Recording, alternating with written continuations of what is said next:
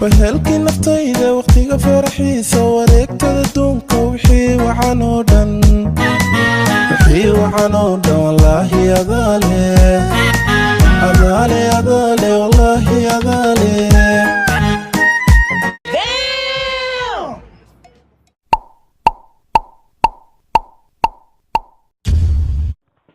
السلام عليكم ورحمة الله وبركاته. مركب روان السلام عليكم. أنا صاحب شرفت لك وحنا جنال كيغا وأنا عبد الإبراهيم iyo video cusub. fadlan aan ku casuusiyo adeeg taamir kugu waraysa janalka soo booqatay subscribe saar furan notification ka comment ka soo bixi videogan aad iyo aad baad maasantahay dhamaantiin meel kasta joogtaan. Tena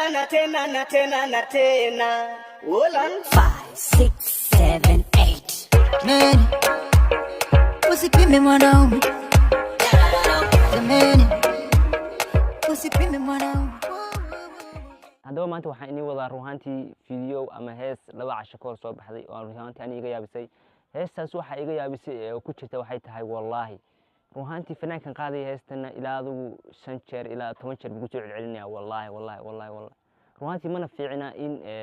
wax hadii markii hore hees dambi ahayd oo aan wax faa'iido laga helin aan khayr laga helin ayuu haddana ku sii daray wallaahi ruuhantii ma fiicina haddii aad hees qaadisid oo mar dambaabisid inaad wax diinta iyo quseeyo ama wallaahi sida dhaaro kala iyo waxyaalaha inaad ku soo degtid hees sababtoo ah waxan hees weeye waxa YouTube soo dhigaysa dad baa daawanaya waxa laga yaabaa inay dad kale oo adigu aan muslim ahayn oo kale ay ku daawadaan ama dad muslimiin oo kale meel kale jooga markay ku arkaan heesti wallaahi way ka fahmayaan sababtoo waa diinteena wallaahi ku jirta waa dhaarteena weeye marka wallaahi waxa laga yaabaa inay fahmaan laakiin af Soomaaliya kale ama aad waxaan ku hadlaysid amaanta iyo waxyaalaha inayna fahmin marka maadaama aysan fahmihin waxaan ku hadlaysid ee kale ay ka fahmaan wallaahi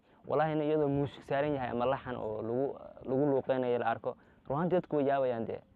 waxa laga yaabaa inay si kale u fahmaan oo waxaan ku hadlaysidna ay u qaataan in waxyaalo kale oo diinta ka soo horjeeda yihiin. Oh my god, he's back. I love this guy. This guy is the funniest. Wallahi billahi. Oh my god, I love this guy. He's amazing, man. Wallahi bro. tusaale ahaan videogan ama ninkan hadda soo daawateen waxa uu ka bixinayay Soomaali TikTok ayuu reaction ka bixinayay ruuxantii ma sheegi karo inuu gaal yahay waxa filay inuu muslim yahay ka bacdi waxa uu reaction ku bixinayay ayaa waxa ku jiray dabcasar saadinku waa fahmisaan waana taqaana dabcasar marka dabcasar uu dhaaranayay oo le ajar baad kalisaa waxaas wallaahi marka waxa uu ka fahmay wallaahi Soomaali kale uu dabcasar ku hadlayo ma uusan fahmin laakiin wuxuu ka fahmay wallaahi markaas saas oo kale ayaa laga yaabaa in heestana looga fahmo wallaahi ka bacdi waxa la arkay iyadoo muusik saaran yahay Soomaaliga ku hadlaysidna waxa laga yaabaa inaan la garan marka oo la dhaho waxyaalo kale oo diinta ka soo horjeedo kale la moodo marka waxaan dhihi lahaa sharaftiina dhowrta Soomaaliyeed iyo dhaqankiina iyo diintiina waana wax laga xumaado weeye in hees lagu soo daro waxyaalo diinta ku jira sida magacyada Ilaahay wallaahi waxa ay dhaariyo waxyaalo kale in lagu soo daro horta waa laga fiican yahay marka waxaan dhihi lahaa dhaqankiina iyo diintiina aan Oh my god, he's back. I love this guy. This guy is the funniest. Wallahi billahi. Oh my god, I love this guy. He's amazing, man. Wallahi bro. So that is the end of the video. Honestly guys, this is probably one of the funniest videos I've made in a long time. ruuhantii mana fiicina haddaad qalba mar dambaabisid oo aad hees qaadisid inaad waxyaalaha diinta inaad ku soo dartid ruuhantii waa laga fiican yahay ana waxaan ku dhihi lahaa ka fogow ruuhantii fanaaniinta badankoodu sanadadan dambe waxyaalahaas waxay u arkaan waxyaalo kale waa fanaaniintu iskaga soo dardaraan ruuhantiina mana fiicina dadkii hore ee heesaha qaadi jiray markii tusaale ahaan adigu heeso wadan iyo kala la qaadayo oo la dhahayo dhulka waan ku dhaadanaa kale dhaarmay soo gelin jirin dhaadasho dhigi jirin waan ku dhaadanaynaa kale waxaas kale aad u dhigi jireen oo dhaarmay soo gelin jirin wallahi xataa ma dhigi jirin marka ruuhantii waxaana waa wax fankeena oo ku soo cusboonaaday waxa laga yaabaa in waxyaalaha dambi kale oo fara badan ku sii siyaadiyaan marka maadaama ay dhaar meesha soo gelisay dhaarahu waxay kala leeyihiin noocyo kala fara badan ayay kala leeyihiin qaar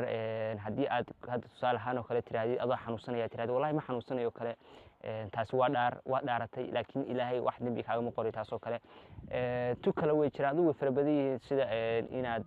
tirahdid wax mustaqbalka kala soo socda tiraahdo waan ku dhaaranayaa sida inaad tirahdid wallahi intaad go'aan qaadato waxa ma sameeyo kale mustaqbalka aad sameeysid taas waxa lagu xukumay inaad ama miskiimo quudisid ama aad 3 maalin soontid adigu saas ay dhaar kale u kala leeyihiin marka waxaan in ilaha ruuhantii ka ruuxantii fanaankan hadda arkaysaan heestan wuxuu soo sameeyey lyrics oo muuqaal markii hore uu soo sameeyay 3 weeks ka hor buu soo sameeyay waxa uu ugu soo sameeyay waxay tahay in ay dadku ay ka ficil celiyaan oo ay balisay dhahaan inay dhahaan wax ku saxsan tahay oo amal ay u qoslaan ka bacdi markaa muuqaal soo sameeyso uu ku fikiray marka dadka hore waxba marka insha Allah walaal inuu magaranayo sidan waxay ka wadaan Soomaalidu intaan ku kulmi doono video xiga waa Cabdul Ibrahim kula see you next video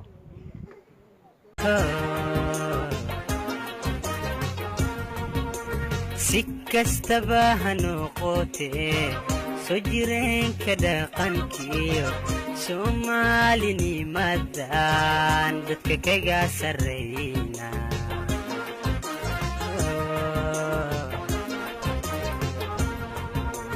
sikastaba hanoqotee